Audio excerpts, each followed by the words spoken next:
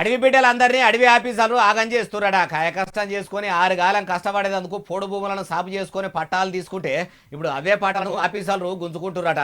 అగో ఇప్పుడు ఎవరు గుంజుకుంటురు ఏ ముచ్చట ఎవరన్నారంటారా మీరే చూడురి. ఈ ప్రాంతంలో పోడు భూములు వాళ్ళు చాలా మంది వచ్చారు. నాకు తెలిసి 7,000 చిల్లర పోడు భూములు ఉన్నాయి.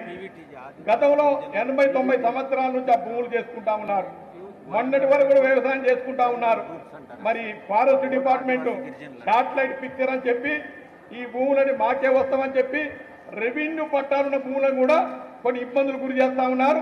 ఇన్నరా అడవి ఆఫీసర్లు గిరిజనుల బిడ్డలను గోసపెడుతుర్రని అనబట్టే అయ్యా ఎమ్మెల్యే గారు మీ షెయి సర్కారు ఏల్వళ్ళకు వచ్చినాక పోడు భూములకు పట్టాలు ఇస్తామని ఎన్నికల ముంగట మలి ముఖ్యమంత్రి యనమల రేవంత్ సారే చెప్పిండు.